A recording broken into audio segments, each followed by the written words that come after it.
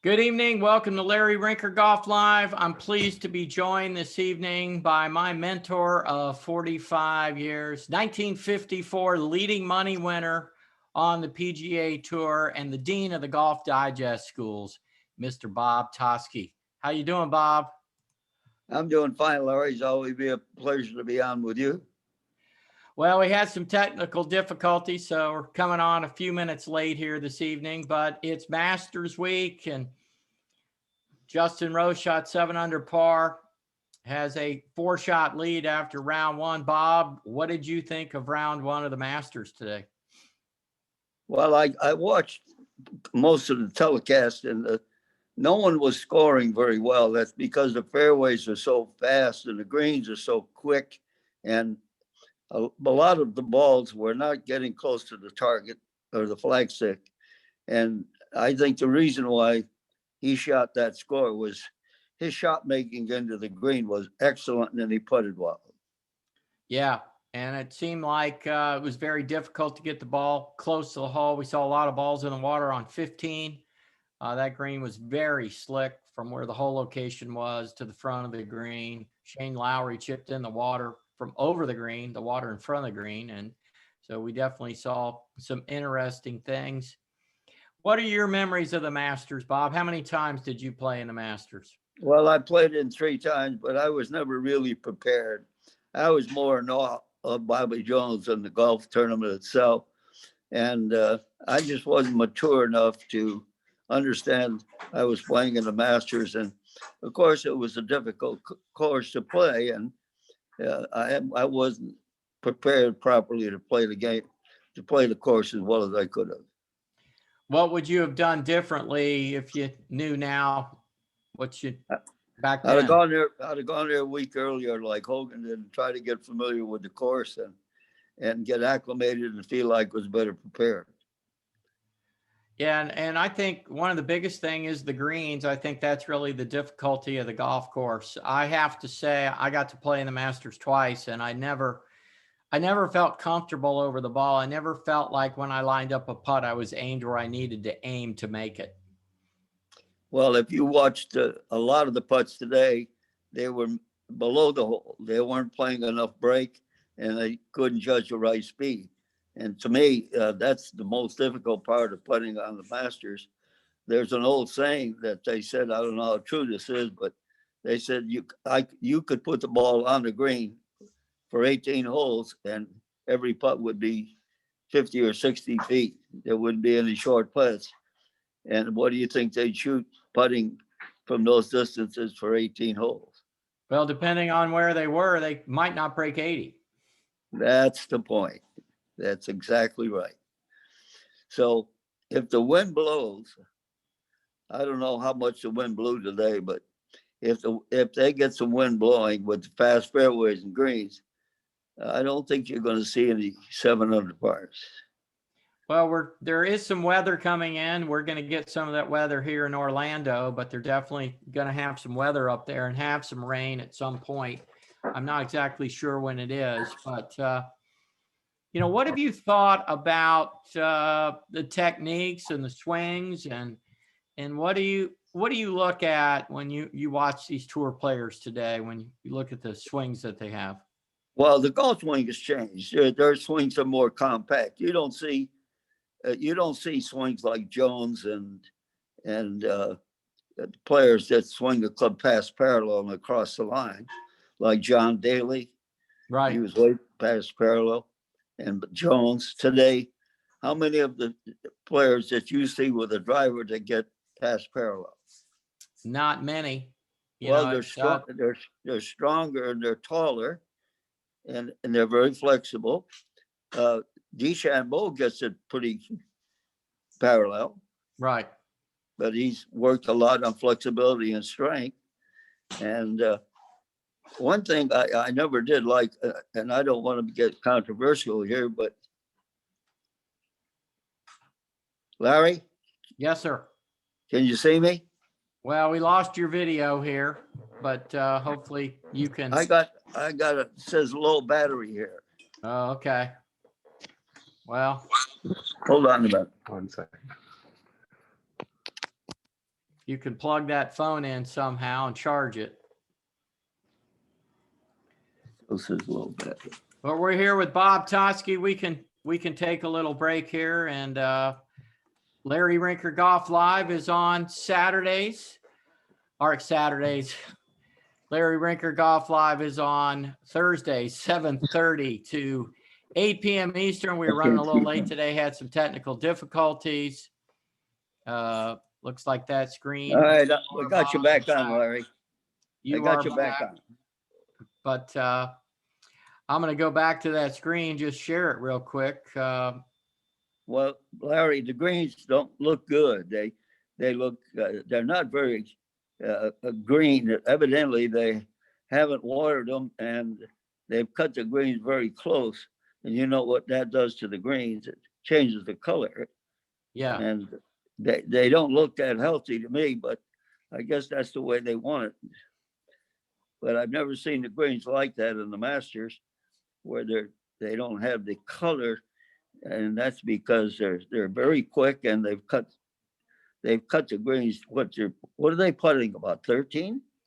I don't know. They never release how fast their greens are, but living down in Boca Raton, that we really haven't had a whole lot of rain here in the last month or so. So they definitely looked stressed out, where they haven't put a whole lot of water on them.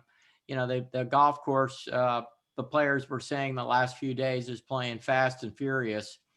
So it's definitely firmed up. And, whenever conditions get firm and greens are shaved, and you've got places where the ball can just get off the green and go in the water, it makes it so much more difficult. And it's just really amazing that Justin Rose somehow, he was 2 over par, I believe, through 7 holes, and played the last 11 holes 9 under par.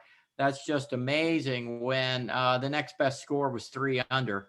So just shows you how precise his iron shots were into the greens, and then he was able to make the putts. So distance control, a huge advantage, and Justin Rose had to have his distance control dialed in, and it seems like anybody a little off paid the price.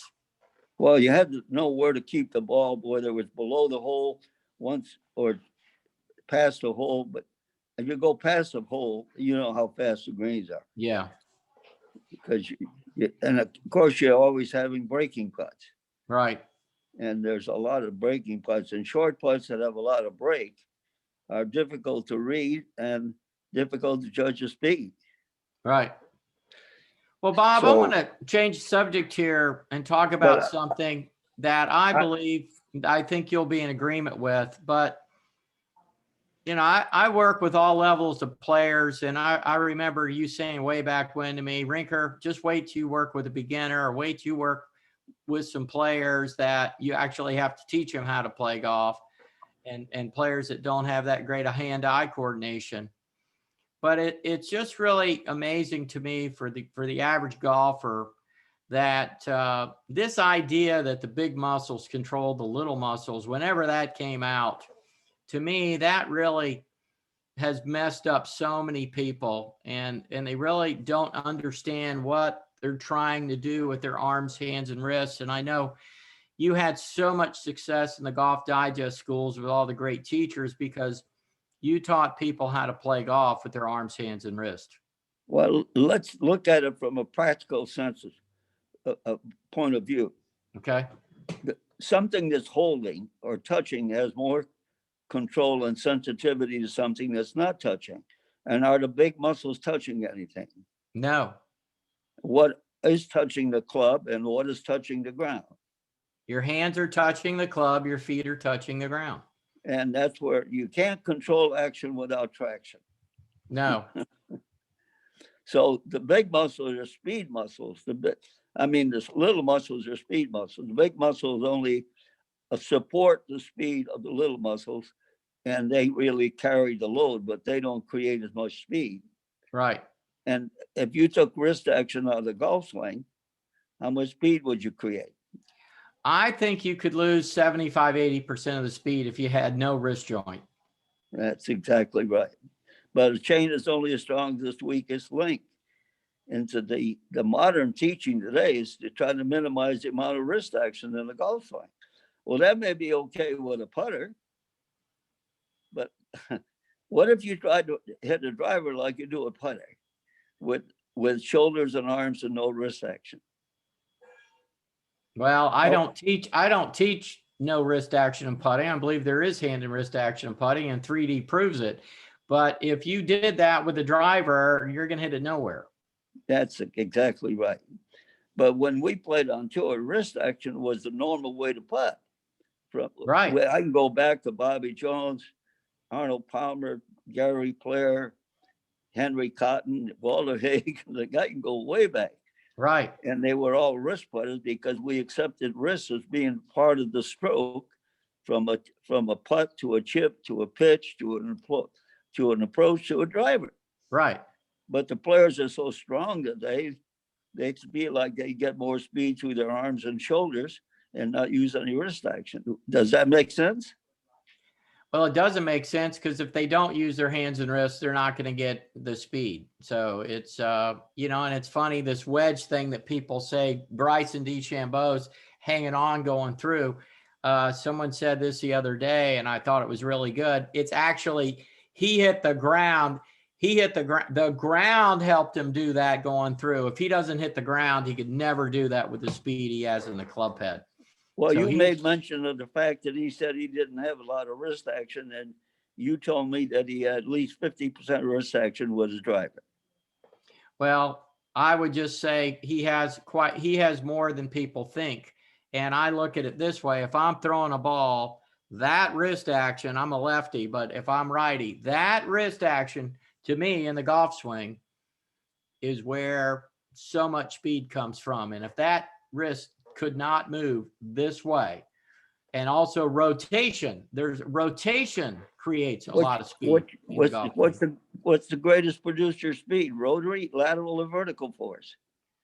It depends on the player, but and it depends on if you're talking about from the ground, how you use the ground, or if you're talking about how you use your arms, hands, and wrist. Well, your hands, wrists, and arms travel 360 degrees? Well, my hands go up here. Yeah, my hands go 360 degrees. Is there anything else that goes 360? No. So maybe the left arm, because that's what's transporting that hand. I totally agree with that. The lead side has to master the trailing side, because if you're right-sided, like I wasn't teaching a high handicapper for 20 years, they were right side dominant, moving the club to the outside of the line instead of the inside. Right. And as you know, being the teacher you are, you mentioned that the players today are more upper body players than lower body players. Well, upper core just means they play more with their hands and wrist, and the big muscles move to support them. That's really what it means. And it means that we're not upper core players swing the club back in front of their chest and past their body. A very few low core players like a Dustin Johnson, where they lag and rotate, and they're extremely rotated like a Trevino or a Paul Azinger at impact. Those people are ghost. I mean, I've only measured 14 out of almost 1,100 people now. But people are infatuated with this tour player mid-core swing, whether it's pick your favorite swing, the pretty swing, Adam Scott, Ernie Els, Jason Day, Justin Rose, who's leading the Masters, that mid-core swing. But the problem, and what I believe we've actually uncovered, is unfortunately that swing doesn't work for most of us. Well, don't you agree then that those three players were shut club face players? Lee Trevino and Azinger and Dustin Johnson, yes, they're shut face players, just like Judy Rankin, who you worked with. Exactly. But they had to do what you just mentioned to control the face of the club to the ball without hitting it dead left or duck hooking. Right, but you could hold a gun to my head. I'm not going to be that rotated at impact. Right, that's true. Yeah, I just can't do it. Of all the players that you've seen on the tour right now, which of all these players do you think has a grip that's very unusual? Wow, that's a great question. Speed. Well, Jordan's speed. I hate to say this, but I don't like his grip position. well, Very I think awkward. I haven't seen it lately, as I haven't really put it under microscope since he won last week in Texas. But we believe he's a low core player. If you look at him, he's very rotated with his hips at impact, his weight's in his left heel. And low core players throughout history have had a strong left-hand grip. So Hogan was low core and had a fairly neutral grip. But, yes, he did. But he wanted to try and rotate his arms and hands as fast as he could through the ball and never hit it left. So exactly. He moved his left arm a lot faster through the ball than his right arm, because his right arm was subservient to his left, trying to catch up to it. And I watched him practice 12 times, and his left arm went left so fast I thought he shanked it. But it's just very hard. And you have even said through the years, not many people can swing like Ben Hogan.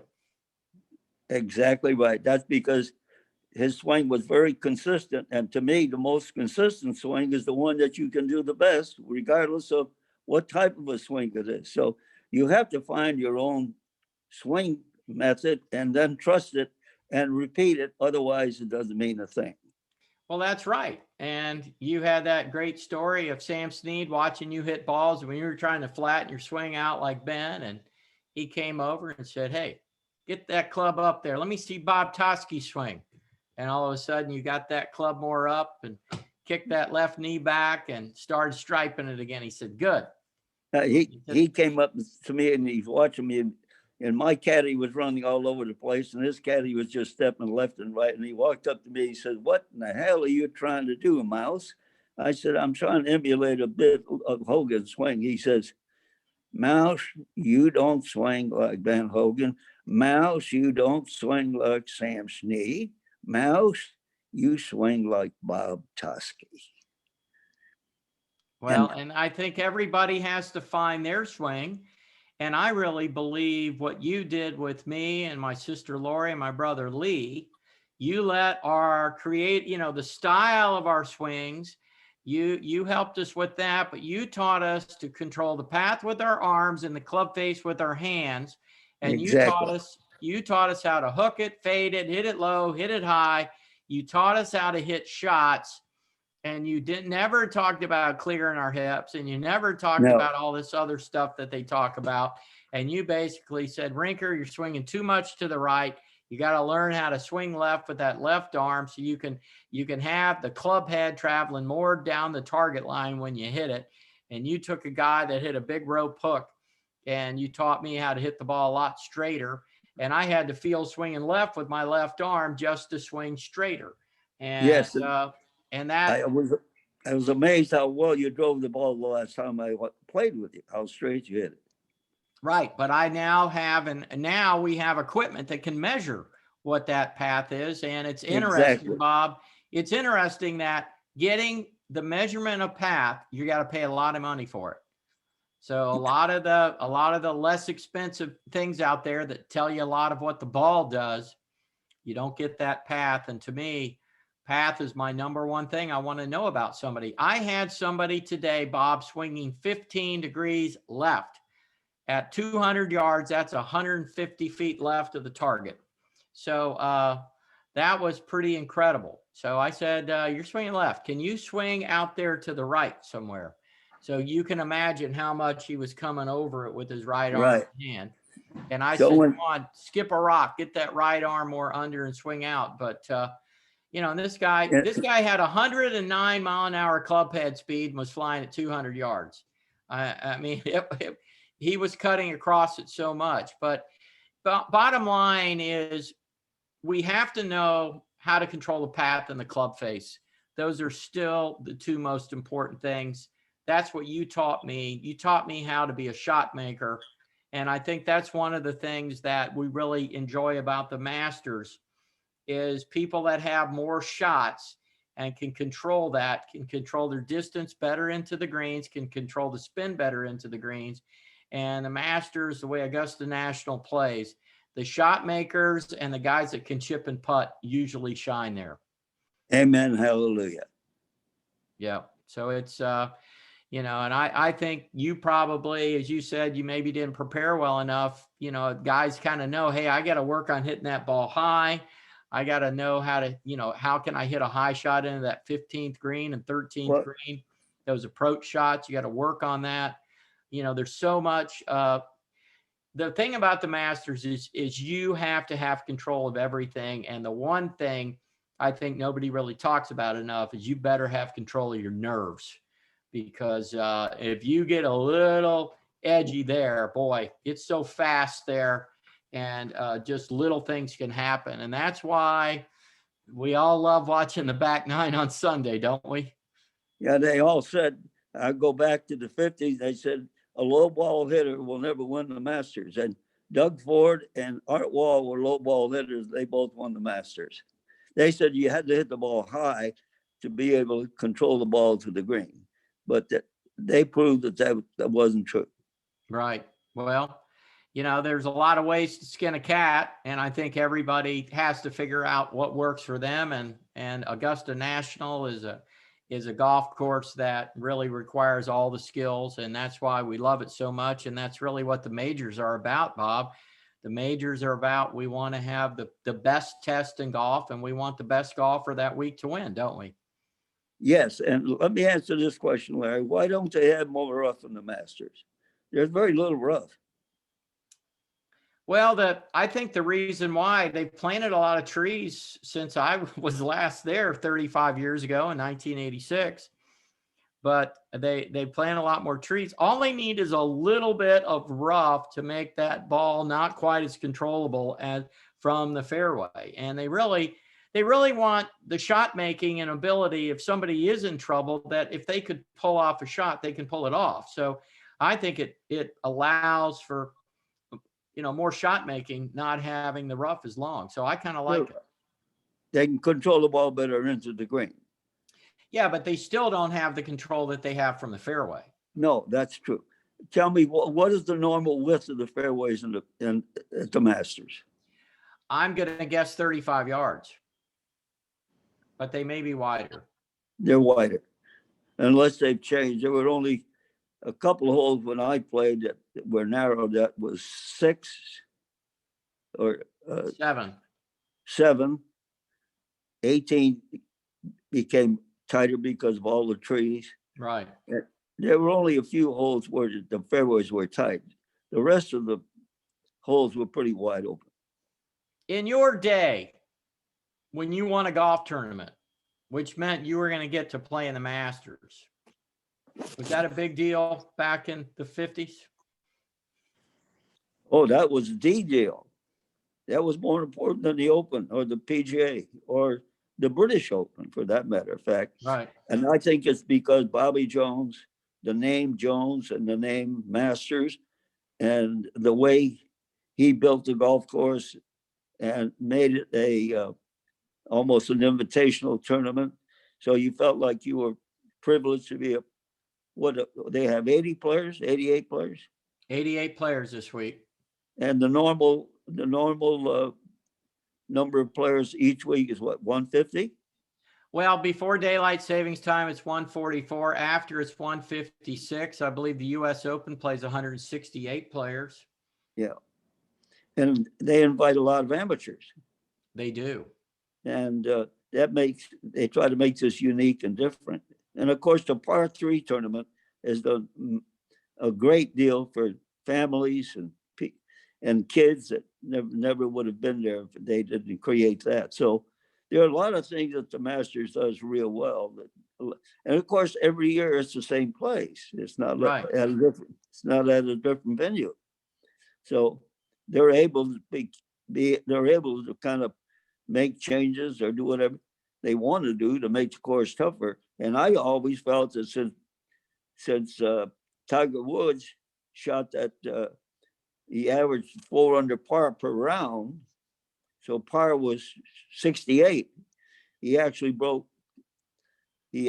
played better than 68 per round. And I'm sure they said this will never happen again, but they like the 11th tee, they moved it back almost 100 yards. Yeah, that hole's over 500 yards now. Bob, later this year, you're going to have your 95th birthday. You have been an icon in the teaching world. You're one of the greatest teachers of the last 100 years. What advice would you give to fellow PGA professionals and teachers and things that you've learned through the years? Count your blessings. Yeah. I have looked back on my career, Larry, and I would have never dreamed that I could win on the tour and then become the teacher that I was or am.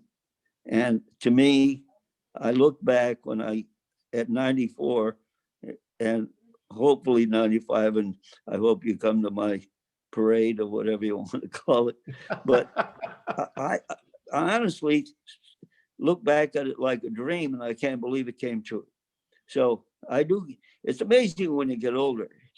It's amazing how you reflect and count on your blessings and count on the fact that God gave you this ability to be able to play golf and then teach the game.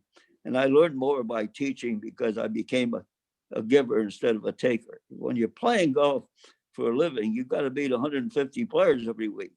And you become self-centered, selfish, and you're trying to win a lot of money. But when you're teaching, you're trying to help other people get better. And you're not getting paid 2.5 million every time you win a tournament. So, and of course, you know how much I don't know if I should ask you this question, but how much you get paid per hour teaching? I charge $2.25 an hour. All right. I remember when I first started, I was charging $30 an hour. Wow. Yeah. So yeah, we've elevated the teaching profession as well. Look at how much the players. Sam Snead won 82 tournaments. He only won $800,000 in his whole career. Wow. 800,000. He never won $1 million. Yep. Isn't that fascinating? Well, it is. And I look at what your era played for in the 40s and 50s, and then what did they play for in the 60s and 70s, and then what my generation played for in the 80s and 90s, and now this last 20 years and what they're playing for. Each generation has helped the next one.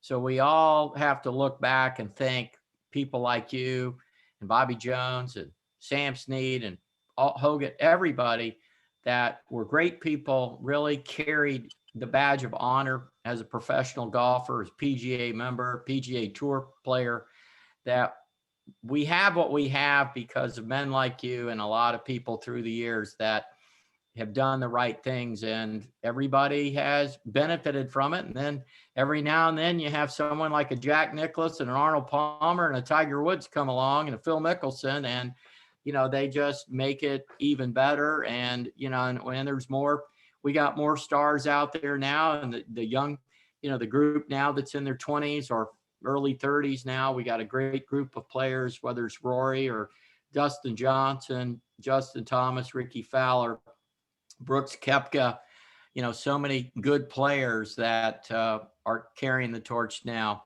Yes. But Bob, it's been great having you on the show this evening. Always great to catch up with you.